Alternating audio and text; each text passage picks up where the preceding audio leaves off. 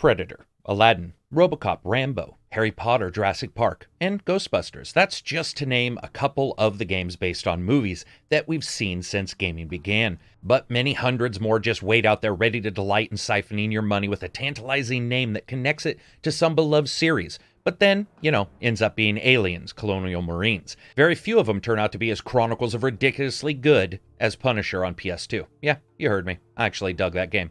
But Ghostbusters was good for a different reason. The plot and the story were basically a sequel to the title, and they did an excellent job furthering the fiction. It was solidly in the middle when it came to gameplay, but offered something that only Chronicles of Riddick and a couple others did, and that's a full expansion to the movies with the original voice actors. Ghostbusters was announced many months ago. It was easy to see why some gamers, especially those who had seen the original movies, were excited. Let's see if they had good reason to be. Ghostbusters is out Friday the 4th for $29.99 for the Switch, PS4, Xbox, and PC. As always, if you like the video, maybe subscribe, hit the notification bell, or go out there and find somebody you've watched many times and just forgot to subscribe to them and hit the subscribe button on their channel. Graphics are up first. So this is definitely up-resed. You can certainly tell it. I own the original, and that's something that you can see right away. It adds support for some anti-aliasing as well, and some work has definitely been done to the engine. But Ghostbusters is not going to confuse anybody and make them think this is a brand new game in today's ecosystem. While the higher resolution on the PC, I gotta say, is a godsend when it comes to the textures and some of the overall effects. Think a little bit of the Ezio collection for Assassin's Creed, except this time there's some actual reason to do it. That's not to say it looks bad. In particular, there are times where it really does look excellent. For example, when you're standing next to Egon and he starts spouting off spirits in Tobin's Spirit Guide, where you're fighting some porker's dead spirit into a capture device. Or, for example, traveling around some of the interiors that we see from the original movies. Again, very good for an older game remaster. It's not going to wow you with impressive interaction in the worlds, but it does what it can, like a huge battle against pissy Civil War spirits who seem bent on reenacting the war between the North and the South, and somehow you got caught right in the middle of the compass. There's one thing the game does well, and that's the effects and the set pieces, and just the overall look of all those characters interacting. Especially like when you're fighting off the Marshmallow Man and you're on the side of a building and you're shooting him in the head with your proton pack. That is all excellent stuff. It looks really good at those times, color-wise and just thematically. Everything's put together in a nice set to make you feel, once again, like you are in a playable movie. However, when looking at the characters and the animations, the game does demonstrate its age. It's got some rocky animations for hits and falling and just interacting with the environments. I do like the almost Sims 4 look to the Ghostbusters, though, and I was surprised to see how much facial expression and emotion the actors could portray, even compared to current games, like Ghost Recon Blandpoint and their ironed-out faces. You really do have to go into this game reminding yourself it is a remaster. It is not a remake. This isn't a ground-up rebuilding of every single asset in it. And that couldn't be more important, especially when you're watching the in-game movies. They have issues with lip syncing and the same issues with what I would say is just really rough overall renders of the characters, and that continues here. When it comes to the environments, though, many are somewhat basic compared to what we're expecting now, especially when you consider this is over a decade old. I would say it looks pretty good with what they had. But of course, if it doesn't run well, no one's going to give a crap. So let's talk about performance. My time was spent with the PC version. While it does have a couple settings for graphics, sadly it's locked down to only borderless with no true windowed option. I found online that the older PC version does allow for this, but I didn't mess with the INI file because this is what a consumer's going to get. This may not be an issue for some people, but it is worth mentioning. When it comes to performance itself, Ghostbusters runs incredibly well, even on a 1070 at 1080p or 1440p. With a couple settings here and there. Of course, there's only a couple settings you can actually adjust, and you can get that running at 60 or above FPS. I do wish there were more settings, especially being stuck with FXAA for your anti-aliasing. That's like having to wear your grandmother's glasses to a reading class. It may be better, but chances are it's going to look like a blurry mess. And here, it definitely is not the best implementation. When it comes to remasters, there's all kinds of different expectations. I think with a title this old, especially a decade later, what we get is sort of what we can expect without somebody spending a ton of money to rehire the actors and get all new source material. You have an up-resing of the content, especially noticed in the environments and the characters, but it's still a bit hit and miss with those cutscenes, and in particular, the lip syncing. And that brings us to sound, music, and voice. Seriously. Stings like the Dickens, too. Hey, how come this mump gets all the new stuff? Chief, give him full screen! He's right, rookie. Your health insurance doesn't begin for another 89 days. minis. How many can he generate? From 200,000 square feet of solid marshmallow? Probably 60. So let's cover sound first. This is the place where the original game rocked, and so does this, using source sounds from the movies. The first time you light up a ghost with a proton pack, if you're not a fan, it doesn't matter. It's going to put a smile on your face. That is awesome. Or the first time you hear the spin up of some unbelievably powerful backpack on your back and the crackle of that proton beam. Very cool. As are the various movie-based sounds of many of the ghosts you face and the environments, especially those from the original movies. Good sound. That brings us to music. So this is right from the movie, so it's awesome. Many of the tracks from the original movie score make it here, which is why you didn't hear me play much during the section, because I didn't want to get a copyright restriction. But safe to say, they are incredibly high bit rate versions of these. The moment you hear Ray Parker Jr. belting out the Ghostbusters main theme, it's awesome. All the music is very good, but what's even more noticeable is the subtle music that's in between. Not the big bombastic elements that we've seen from the Ghostbusters movies and we pick up on as their main themes, but more melodic tones, more overall atmospheric tones that really work well to mend the action elements with more investigative ones. And that brings us to voice. And you know a game's going to be special when the actors basically call it the unofficial third movie. And yes, that includes whatever abomination the remake movie was. I'm pretty sure that thing should be considered a fucking war crime. Here, though, you have everyone reprising their roles from the movie, including side characters like Janine and others, and this works to really solidify the title as a true sequel, as I said before. And it's almost instantly noticeable the difference between a plot in a video game written by people who just write video games and sometimes people who write movies.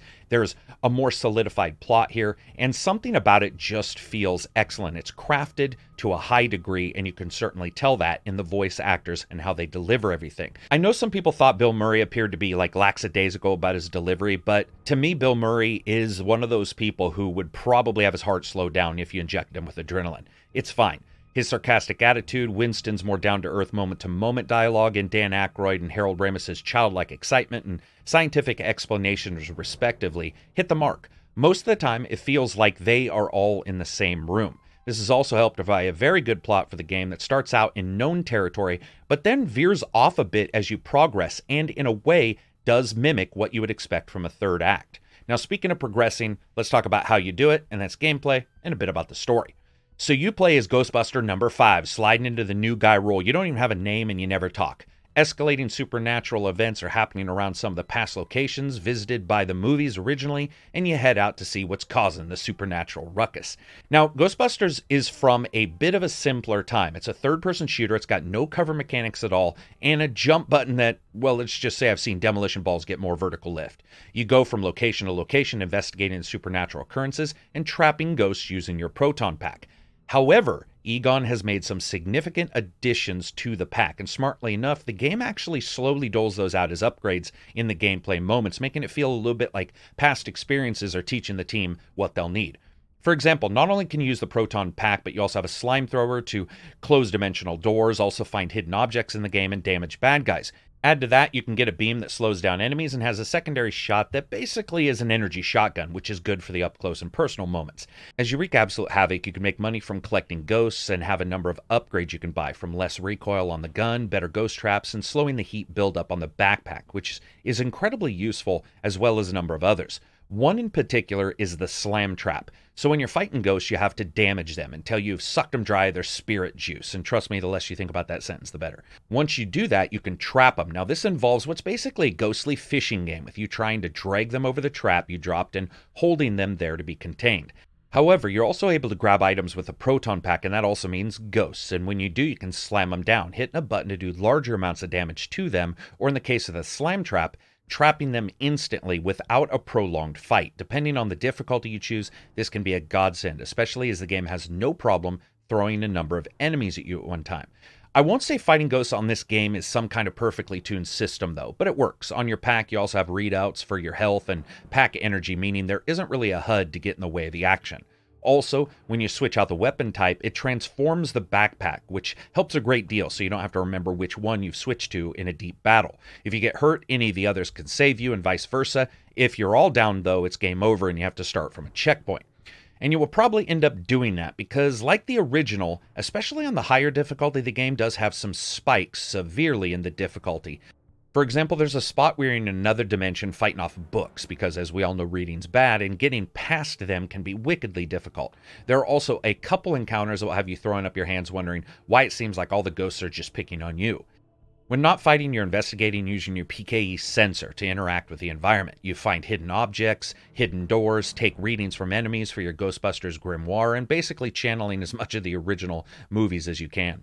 Now, when it comes to the length of the game, it's about 7 to 9 hours, but I have to say, despite the graphical issues, those are 7 to 9 hours of a game that harkens back to a beloved series, and it does its absolute best to embrace a new medium, in this case, of course, games. The story is very sound, and the delivery of the plot is great, and the inclusion of so many of the returning cast does nail everything, and it makes you feel like you're playing a movie. Especially when you're burning that fat, smug face off the Stay Puft Marshmallow Man while hanging off the side of a building like the world's most heavily armed window washer. Here's the thing, though. Is it fun? Well, that brings us to fun factor. Nothing in Ghostbusters gets in the way. It just is what it is. It's a solid sequel to a movie, but in game form, with a plot that was actually assisted by Dan Aykroyd and Harold Ramis. And it works. It works in many ways as a third-person shooter. It's just a bit slower and definitely more cinematic. Running through the museum and having some ghostly librarian continue to shush you, and hearing Dan Aykroyd lose his shit after like the 5th time of being told to be quiet is epic. And while not required to have seen the movies prior, I would say that if you haven't, you will be missing a bit of the juice in this squeeze, so you may want to get a chance to do that. And while you can run around the fire station and talk to Vigo's painting, which I was pretty sure was actually destroyed in the second movie, or listen to Janine tell people off for delivering too much dragon's blood to the office, is awesome. They aren't massive additions, but they are fun, momentary distractions before you dive back into the game proper. Sadly, it's not all perfect. The original 360 and PS4 versions had a robust multiplayer, while the original PC version didn't, and again here, we're also lacking that. To say that's a huge gap is an understatement, but since the original didn't have it, and for some reason I'm sure I'm not grasping, it fucking sucks.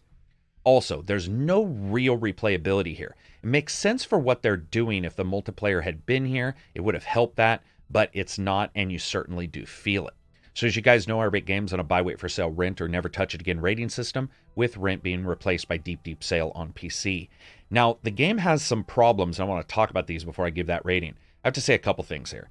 One being that the remastered version is coming out, but there's a PC version already available on Amazon for like $9.99. There's also the Xbox 360 version, which is backwards compatible on the Xbox. That leaves this remaster in a very weird place. Graphically, it absolutely looks and runs better.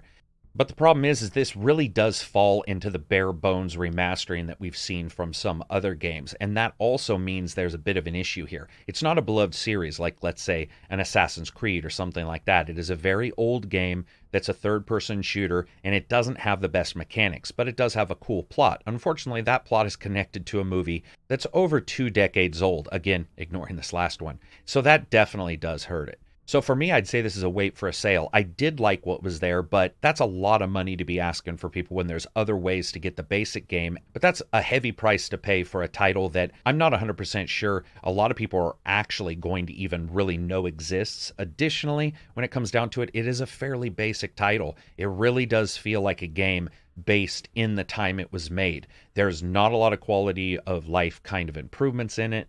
And in the end, there's not a lot of reasons to go back, and I can certainly feel like a lot of people will look at this and just go, oh, this is a quick cash grab. I don't necessarily feel that way, but I do feel that $30 is a lot to be asking. So anyway, that's it for me. I hope you guys liked the video. If you did, give it a thumbs up. If you didn't, give it a thumbs down. Maybe check out Reddit, Twitter, or you can always become a patron on the Patreon website, which helps me give you guys reviews that aren't 2 minutes long or filled with sponsored bullcrap. Peace out, and enjoy the rest of your week.